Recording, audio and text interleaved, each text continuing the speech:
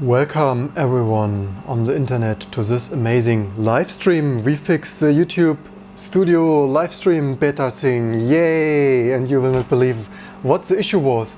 For the recurring audience, I was live streaming here our Linux, P3, SJ Octane and all the other amazing goodness here for a long time already without any issue on desktop Linux in 2019, except 2 weeks ago this amazing Google YouTube live stream beta thing here that you use to manage your live stream broke, didn't work on at least Linux.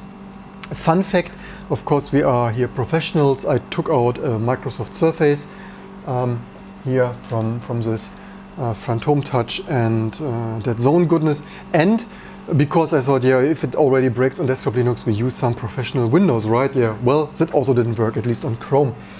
And the only thing where it worked was Microsoft, Apple gibberish there. But I don't want to have a second PC wasting electrons here, heating the office in the global heat and everything, global climate crisis. So also super inconvenient if I can't manage this, read your comments and everything from desktop Linux. And to my surprise, when I was in Russia with the Lenovo ThinkPad, which by the way is amazing, thank you again Lenovo for loaning me this a couple of months, it accidentally worked there, right? And I thought, wait a second, is this my network or not? And I came back and sure enough, here it also worked, but only on the ThinkPad. Plugging, and this, mind you, this is the same SSD, my portable Linux Road Warrior stuff that I use everywhere. So it's not even like a different installation where you would think, yeah, the built from source T2 crappy Firefox or Chrome broke. No, I used it here to test with Chrome, the binary build official stuff from Google that failed the same. And yeah, so this identical system, all my other systems, wherever I plugged it in, AMD Ryzen, Mac Mini, that I usually use to stream here from this amazing, increasingly amazing YouTube studio. So again, the same system, right? Binary bit identical, the same. Well, I should have it. Imagine that the SSD, it doesn't really matter, the SSD is plugged in there. So the same external SSD for my portable testing needs here. The identical, bit identical, same SSD on all the machines. It didn't work. This YouTube beta that you see, the YouTube livestream beta didn't load. It only showed me, if you are a recurring visitor, you can check all my previous complaints. And people suspected, well, because if you inspect here, you see a couple of errors. Even so, the errors are normal, also not the greatest friend of web stuff. My fans and myself and the audience and everyone speculated here, because you also see a security policy. Of course, Dave and others quickly pointed out, rightfully, some stuff isn't loading, some scripts, some stuff, because you see here content security policy ignoring unsafe inline within script and HTTPS within script, and attempt to set a forbidden header was denied connection. So all this, and also here's more policy ignoring here. So all those errors are completely normal on the web. By the way, works. I hope, by the way, the audio is amazing. Sometimes our Pulse audio fails on us. So this is also web development in 2019, right?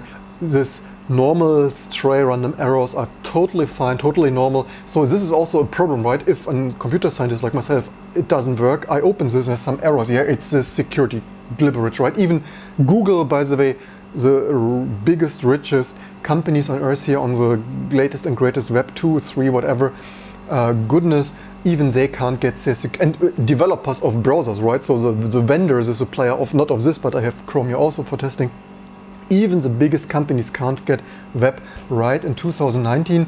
So Dave or others said rightfully this is a security stuff, but again, this is the same SSD here on this different systems. And then I myself suspected, yeah, maybe it's just some just-in-time compiling with some single instruction multiple data, maybe some AVX 512 or something that my Mac Mini or my Ryzen, actually it should have that anyway. I thought maybe CPU, maybe GPU drivers, maybe the animated transparent alpha blending stuff here doesn't work, and so on. Then DTART speculated just an hour earlier, maybe it's spectrum meltdown mitigations.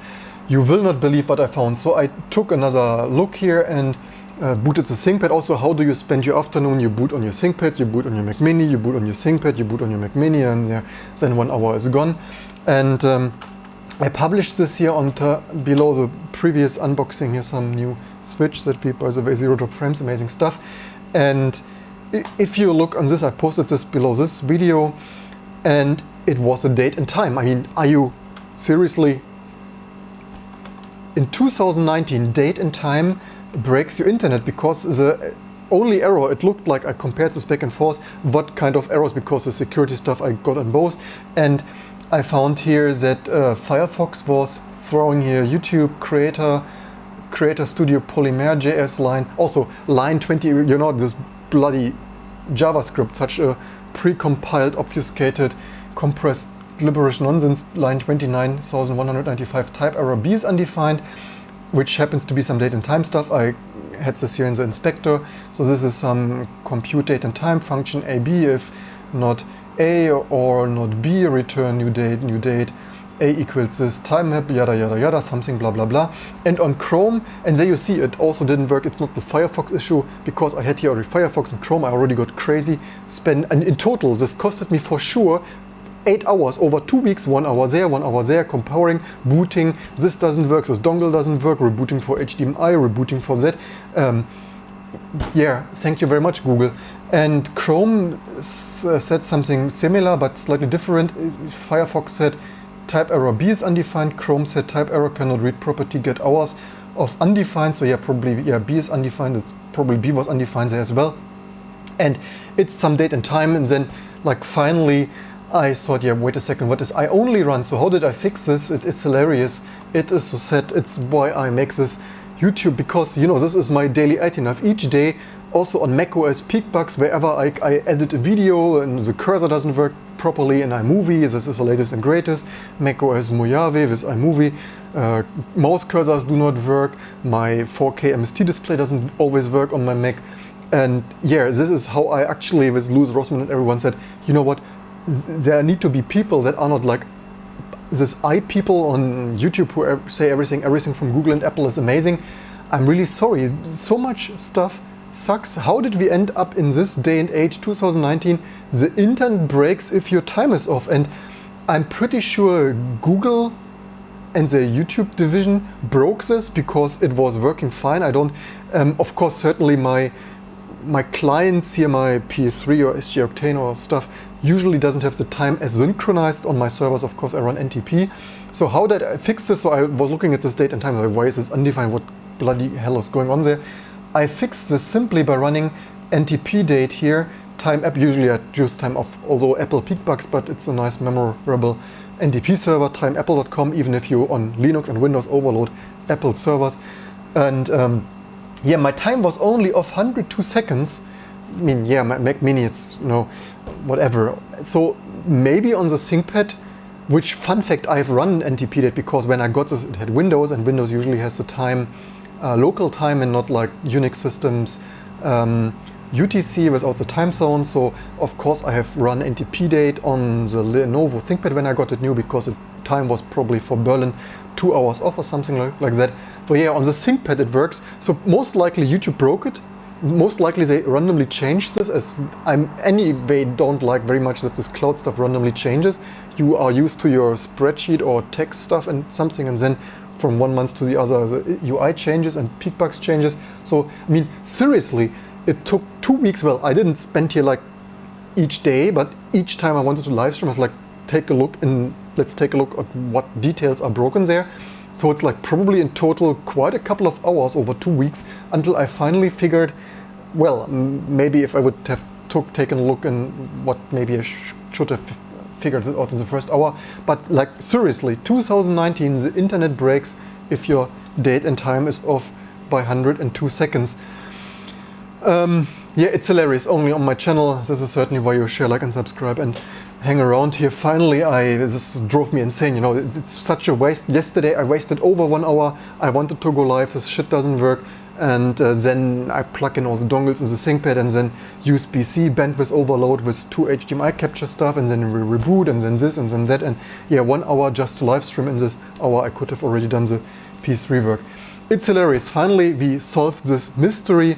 It's give it a thumbs up, share, like, and subscribe. And in general, I'm totally not only macOS Peakbugs, but that the web is as I said in the previous live stream, not a fan of this chaos that is web development, that most people trial and error. No, you do. I have the feeling many web developers, like they just trial and error until some animation works or something, and not like on computer scientist stuff where you would image processing and mathematically define an algorithm.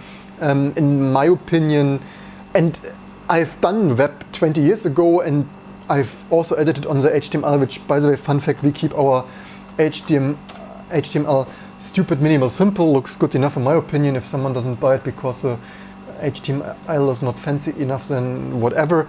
Then I better earn money with YouTube. So yeah, also tinkered on. I mean, HTML, CSS, a little bit of, don't need fancy frameworks and server-side Java and I don't know what. It's hilarious, yeah.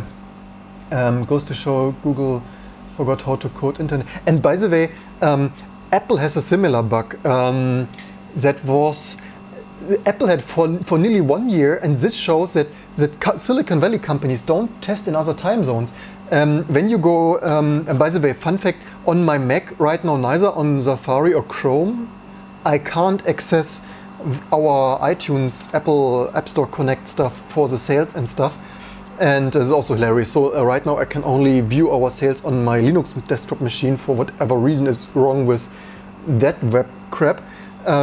But for 1 year, like Apple only fixed this like 8 months ago.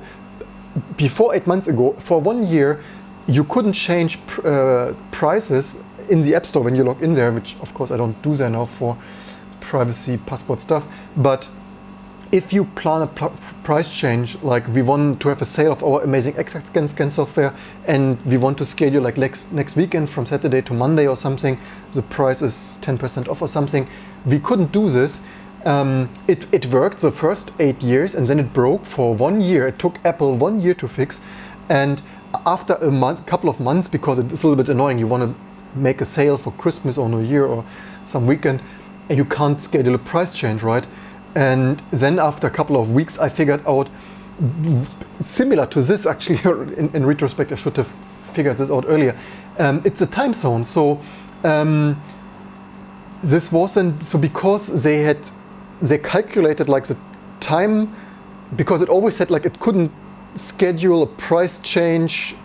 It was hilarious. And they somehow coded like current time minus 12 hours or some nonsense, and due to this some time range calculation stuff didn't work. So fun fact, for 1 year, or each time we scheduled a price change in the bloody App Store, we changed the time to Cupertino in San Francisco there, and in California, next to San Francisco. And this was for 1 year, we had to do this to schedule a price change in the App Store. So Apple only fixed this eight months ago. But yeah, you see amazing development, and Silicon Valley people, they only test with time zone San Francisco. So if some date and time crap doesn't work on the internet, try to change your time zone temporary to San Francisco goodness. Yeah, it's hilarious. Finally, I found it. Finally, I can concentrate on amazing content here again and not waste time with dongles. Also, with my yesterday's live stream, you want to go live with your P3, with your SG Octane and other fun stuff, and your dongle, right? You have here one dongle here and one dongle there, and then one dongle is less stable than the other one, and this HDMI sometimes work, but not always, which, I mean, fun fact, is Lenovo for the ThinkPad, but yeah, and then it doesn't boot from EFI handoff from grub to the OS with some dongle attached, and like, yeah, this is why. And then you are live streaming, you touch it a little bit with your arm, and then it moves a little bit, and yeah, I made this video a year ago, dongle for everything, not amazing. And finally, this mystery is solved, and yeah, you see, even, well, in retrospect, I mean, it was just the error, but again, to excuse myself here a little bit, I should have found it faster. But on the other hand, if you see other errors, you wouldn't think that is a problem of web development. With other security stuff, you think it's more likely some security stuff not loading something, then oops, it is this bloody time thing there. And also, to be honest, even if I would have investigated more closely, I would have not really expected this time thing to break, because the time is 102 seconds off. Maybe, fun fact, another 5 minutes I try how much the time can be off, plus minus, how much. It's hilarious. But at least we solved this. Thanks for watching, thanks for tuning in. I finally need to get lunch because it's already late, whatever the time was. What was the time, by the way? The time was 15, yeah, it's already 15 something apparently. So yeah, get some lunch, finally late lunch, always with YouTube and stuff, and this is how the IT, if you wonder why IT costs some money, this is you spend so many hours of garbage of others companies, bugs and peak bugs, not only at Apple, also at Google. And yeah, leave me in the comments below what you think about this. And in general, not only kernels, where I think we shouldn't use C, we shouldn't use string functions like stringling and string copy and string cut and stuff, and pointer arithmetic. We should also develop web stuff. In my opinion, this web stuff is such a humongous, monstrous cluster spaghetti stuff. And time is never handled properly at Google, it seems. Yeah, and in my opinion, this web stuff also, when you take a look, I had this VIA Nano, if you're interested, VIA Nano first and last of their 64-bit x86 silicon. If you try to run the web on a Sony Vario P of Intel Atom goodness, even, I mean, dual core 2 GHz, right? I mean, yeah, Intel Atom from a decade ago, but if you think this was not, well, even honestly, back in the day, it was already not too good, but you can't even run the internet with Firefox or Chrome on such a device, or, well, I mean, not to either PS3 or SG Octane, but the VIA Nano was even running dual core at 1.776 something gigahertz. It's also a little bit sad that at this day and age you can't even run normal internet sites. I don't even want to play video, but even the logging into your online banking or loading some YouTube statistics on a dual core 2 GHz machine from a decade ago, it's a little bit sad that that became so slow. Also, if you say, yeah, but this is old, outdated, retro and vintage crap, yes, however, imagine how fast the web could be on modern PCs and Macs and stuff, AMD Ryzen, EPIC stuff and such, if everything would be a little bit more optimized, browsers less bloated, websites less bloated, and not 6 megabyte of JavaScript. Fun fact, in the previous live stream we inspected this, and on the network tab we had here 6.8 gigabytes. Let's see, does it show? Oh no, this is from, let's just reload this here, but this might start the video. Are we even, hey, 0 drop frames, amazing stuff over the new switch here. Let's just cancel the video here instantly. Yeah, 6 megabyte. Yeah, please don't, yeah, stop the video here. Okay, so with the video running, of course, it quickly became 9 megabyte, but even without the video running, you see 9 megabyte, 10 megabyte. Do you even see this? Here it is. Yeah, on the edge of being visible.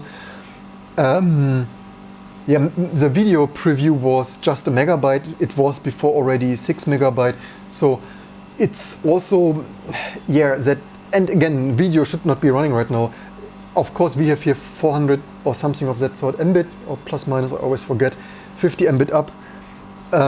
But if you are on the road, LTE, or in Russia or wherever on a conference, if you wonder why is the Wi-Fi so slow, yeah, because that much data is being transferred on modern web stuff, and yeah, why your PS3 or SG Octane might be a little bit struggling keeping up with parsing all this and just in time compiling all this JavaScript goodness here. Yeah, 13 megabyte, you name it. Also, a lot of this stuff is feedback. I also wonder why. Also, in the previous live stream with the Switch, I already called out, a little bit irritated that it's calling this feedback crap. I mean, yeah, it's only 7 kilobyte, but why does it need to send feedback telemetry unless it is a chat? But yeah, whatever, it's anyway. Finally, anyway, we sorted this. I need lunch, and then maybe we do PS3 stuff or something. Leave in the comments below if you want me to do PS3 or regular open source stuff. I'm always interested to hear, but I have the feeling anyway, from the statistics, probably everyone is here for PS3 or SG Octane, but nonetheless, leave me in the comments below what you want to see now, and if your YouTube live stream beta studio doesn't load, then it's because your time is off, and we have PS3. Okay, I got the message. Let's find my wife somewhere, get some lunch. Also, I have the feeling she probably had some lunch already and said, why did you not come? Because, yeah, figuring out why JavaScript is broken. Anyway, okay, we have already 2 P3 votes. Yeah, a fun fact, I switched it on already. I wanted to do RSX stuff already before I, not only the switch arrived, but also, by the way, the new switch is barely, it's running now since probably 2 hours, right? The new switch is cold and the old Linksys switch got hot. So nice thing here for global warming, not in our aircon, nearly aircon-less office here in overheating Germany. Nice to have one device less that is putting out some probably 12 watts of heat. And yeah, so much to that so far. I can't complain.